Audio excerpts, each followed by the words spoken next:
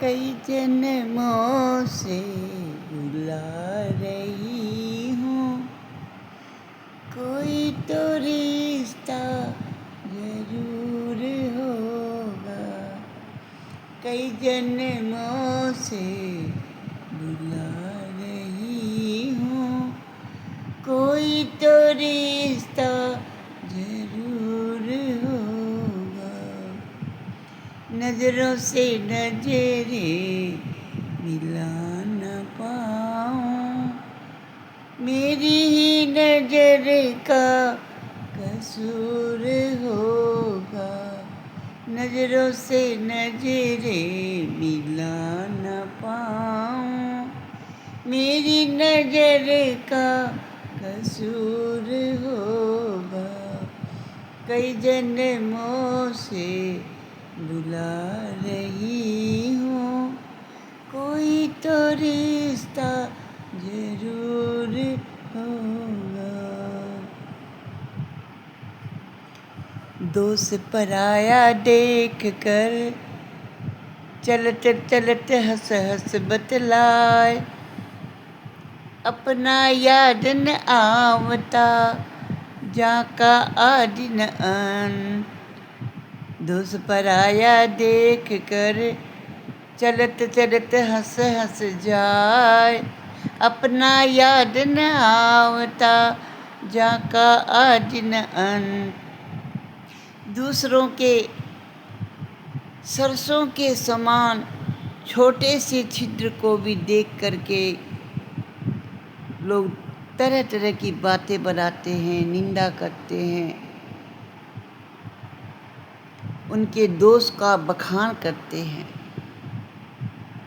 किंतु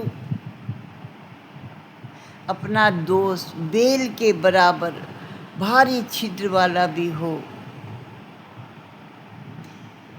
अनेक त्रुटियों से भरा हुआ हो, तो भी किसी के सामने प्रकट नहीं करता।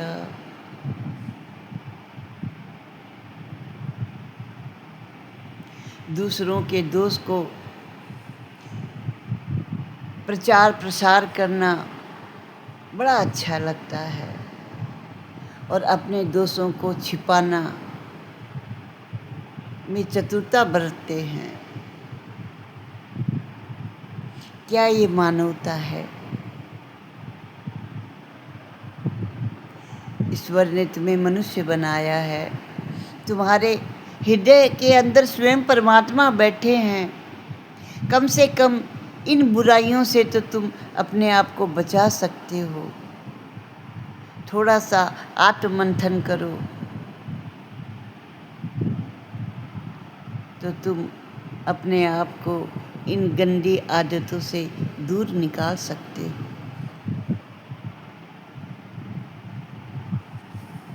सुखदेव जी कहते हैं कि हे राजन, 52 भगवान के जन्म की कथा आओ मैं तुम्हें सुनाता हूँ। कश्यप अदिति का गृहस्थ आश्रम श्रेष्ठ था, दिव्य था। पवित्रता पूर्वक वो अपनी दिनचर्या करते थे, प्रभु की तपस्या करते थे। नारायण परमात्मा ठाकुर जी उन्हीं के घर में जन्म लेने की सोचते हैं, आने की सोचते हैं, जिनका गृहस्थ जो है उत्तम होता है।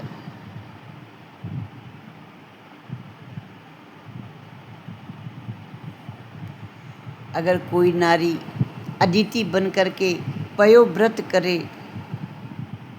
उसका पति कश्यप के समान बने, तो भगवान उनके घर भी जन्म लेने के लिए, अवतरित होने के लिए तैयार है।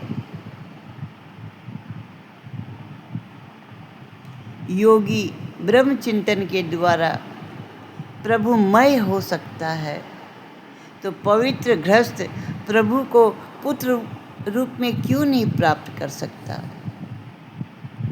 योगी ध्यान में प्रभु को अवतरित कर लेता है, तो गृहस्थी अपने पवित्र गृहस्थ आश्रम में भगवान को पुत्र रूप में जरूर प्राप्त कर सकता है।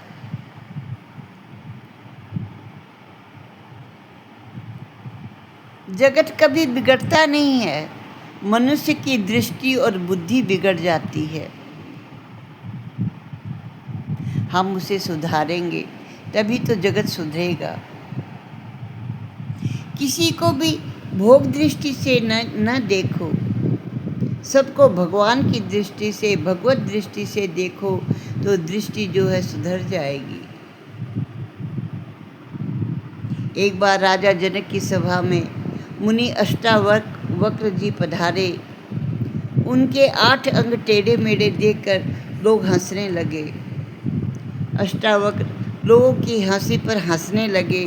राजा जनक ने मुनि से पूछा, हम तो आपके विचित्र रूप को देखकर हंस रहे हैं, लेकिन आप किस बात पर हंस रहे हैं? तब अष्टावक्र जी ने उत्तर दिया, मैं तो मानता था कि आपकी सभा में सभी ज्ञानी लोग विराजमान हैं, किंतु आज मैंने देखा कि सब के सब मूर्ख चमार हैं। सब मेरी देह को देख रहे हैं। ये तो मिट्टी की देह है। मेरी आत्मा को किसी ने नहीं देखा। मैं पवित्र ब्राह्मण हूँ। तुम सब मेरी आकृति को देखकर हंस रहे हो, किंतु मनुष्य की कृति को देखना चाहिए, आकृति को नहीं। आकृति तो पूर्व जन्म के प्रारब्ध से प्राप्त होती है। परमात्मा कृति को देखते हैं, कर्म को देखते हैं, मनुष्य की आकृति को नहीं देखते। ज्ञानी पुरुष अनेक में एक को देखते हैं। जगत को भेदभाव की दृष्टि से नहीं, अभेद भाव से देखना चाहिए। जिसकी बुद्धि में भेद है, उसके मन में भी भेद है। भेद जो है विकार को, वासना को जन्म देता है। एक महात्मा के पास में सोने से बनाए हुए गणेश जी थे और सोने से बना हुआ चूहा भी था। महात्मा जब वृद्ध हुए तो उन्होंने सोचा कि मेरे बाद शिष्य मूर्ति को लेकर आपस में झगड़ा करेंगे, तो उन्होंने सोचा इसे बेच करके भगवान को भोग लगा दूं। वे दोनों मूर्ति बेचने के लिए बाजार गए। गणपति जी की मूर्ति 2 तोले की थी और चूहे की मूर्ति 11 तोले सोने की थी। सुनार गणपति की मूर्ति से चूहे की मूर्ति का दाम अधिक देने लगा।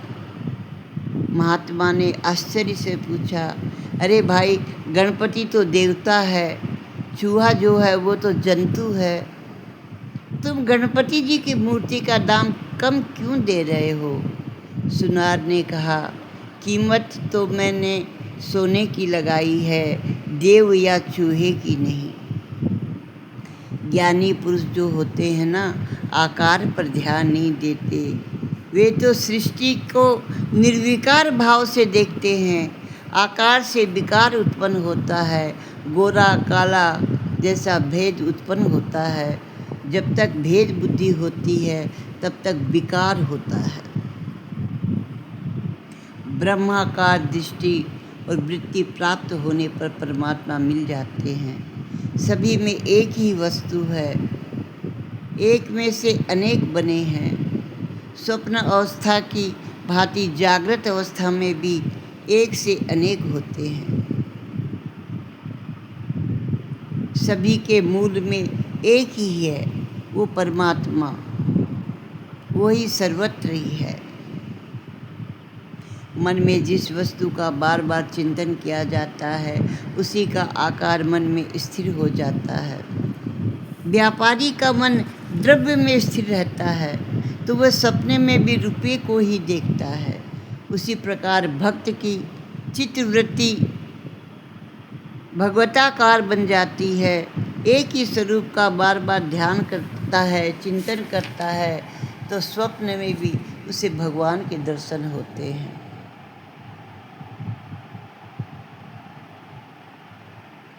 दृष्टि भगवानमय होगी तो हर कहीं भगवान दिखाई देते हैं। गोपी की दृष्टि परमात्मा में थी, वह जहाँ जाती थी कन्हैया का उनको दर्शन होता था। कृष्ण भगवान मथुरा में विराजमान थे, तो भी गोपियों को तो गोकुल में दिखाई देते थे। गोपियों ने उद्धव जी से कहा, आप किसका संदेश लेकर आए हैं? कन्हैया तो हमारे साथ रहता है, फिर आप किसका संदेश लेकर आए हैं? गोपियों की वृत्ति कृष्णमय थी, कृष्णाकार थी। जित देखो ते और सखीरी, सामने मेरे सामरिया, सामने मेरे सामरिया। जित देखो उत और सखीरी, सामने मेरे सामरिया, सामने